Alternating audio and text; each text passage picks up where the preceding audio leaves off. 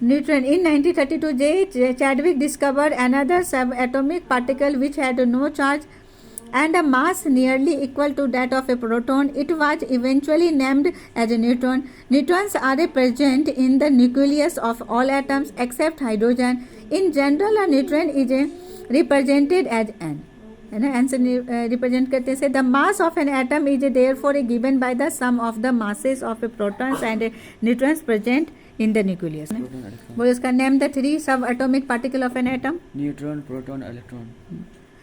अब उसके बाद नेक्स्ट क्वेश्चन में helium atom has an atomic mass of a 4u and 2 proton in its nucleus. How many neutrons does it have? बाद में करेंगे से. अब आगे देखो, how are electrons distributed in a different orbits. कैसे वो डिफरेंट ऑर्बिट सेल्स में वो डिस्ट्रीब्यूट होते हैं. The distribution of electrons into a different orbits of an atom was suggested by Bohr and Bury. The following rules the followed for a writing the number of electrons in a different energy level or the cells. The maximum number of electrons present in a cell is given by the form of 2n per power 2. ये बता चुके हैं, 2n per power 2, where n is the orbit number of energy level index 1 2 3 4. Hence the maximum number of electrons in a different cells as follows. First orbit k cell will be 2 into 1 per power 2. Second orbit L cell be 2 into 2 per power 2, that means 8. Third orbit of M cell will be 2 into 3 per power 2, that means 18. Fourth orbit or N cell will be 2 into 4 per power 2, 32, and so on. आगे भी होगा 2 into 5 per power 2 is equal to 50. Okay. The maximum number of electrons that can be accommodated in the outermost orbit is 8.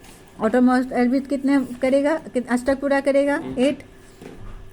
Outermost में orbit 8 full करेगा, अपने को fill करेगा. Electrons are not accommodated in a given shell unless the inner shells are filled. That is the shells the filled in a stepwise manner, है ना. Step wise step follow करता है. पहले के सेल को fill करेगा, फिर L cell को फिल करेगा, फिर एम एल भी हो गया, फिर एम को, फिर एन को, फिर आगे से ही. Atomic structure of the first 18 elements in shown schematically. अब इस फिगर में देखो, hydrogen, helium, lithium, beryllium, boron, carbon, nitrogen, oxygen, fluorine, neon, sodium, magnesium, aluminium, silicon, phosphorus, sulphur, chlorine, argon, potassium, calcium. यहाँ 18 तक ही दिया हुआ है. If K and L cell of atom are full, then what would be the total number of electrons in the atom? K और L cell को full करेगा तो कितने एटम, कितने इलेक्ट्रॉन मिलके फुल किया? 10. कितने हो गए total? 10.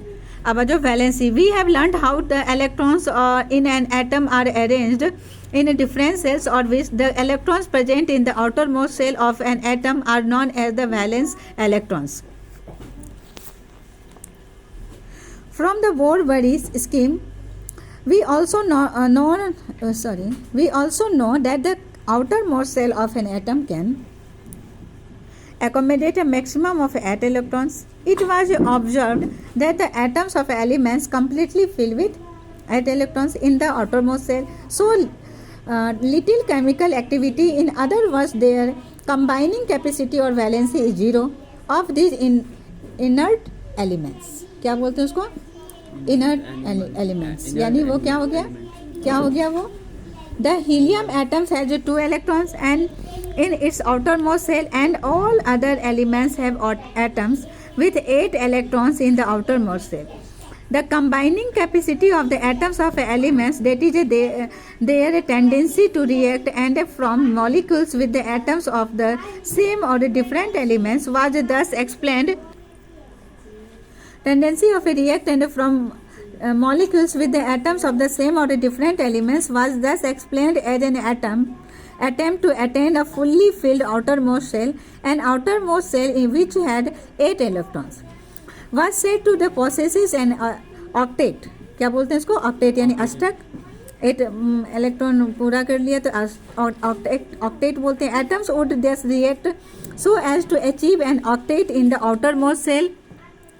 This was done by sharing, gaining और लॉसिंग इलेक्ट्रॉन्स, है ना, क्या कर रहा है वो, शेयर करेगा या फिर देगा। The number of electrons gained मतलब लेना, लॉस्ट और share to as a make the octet of electrons in the outermost shell, है ना, देकर या लेकर वो क्या करेगा, ऑक्टेट करेगा, अष्टक को पूरा करेगा। The number of electron gained, lost or shared of to make an octet of electrons in the outermost shell gives us directly the combining capacity of the element, that is the valency discussed in the previous chapter. For example, hydrogen, lithium, sodium atoms contains one electron each in their outermost shell. Therefore, each one of them can lose one electron, so they are said to have a valency of 1. Can you tell what is a valency of a manganese and aluminum? क्या तुम कह सकते हो manganese और aluminium का कितना valency है, कह सकते हो। सोडियम का क्या होता है, सोडियम का 11, मैग्नीज का कितना होता है 12, तो कितनी वैलेंसी है उसकी, सो वैलेंसी हाँ 2, 8, 10 और 2, तो वैलेंसी क्या होगी उसकी 2, वैलेंसी क्या होगी 2। एल्युमिनियम का क्या होता है 2, 2, 3, हाँ, तो कितना हो गया 2, 8, 10, 3, तो वैलेंसी क्या होगी उसके 3। It magnesium has 2 electrons in its outermost shell and aluminium has 3 electrons its outermost shell. ठीक है, क्लियर है। If the number of electrons in the outermost shell of an atoms is close to its full capacity, then valency is determined in a different way. For example, the fluorine atom has 7 electrons in the outermost shell and its valency could be 7, but it is a easier. अब देखो 7 easier fluorine to gain 1 electron instead of losing 7 electron. वो 7 loss करने से अच्छा है कि 1 electron वो किसी को दे देगा। अब 7 किसको जरूरत है उसके लिए तो उसको ढूंढना पड़ेगा, इसलिए वो 1 इलेक्ट्रॉन किसी को देकर रिएक्ट करेगा।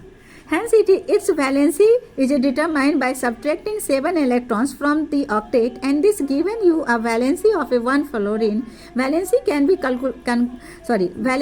be calculated in a similar manner for oxygen. What is the valency of oxygen that you get from this calculation?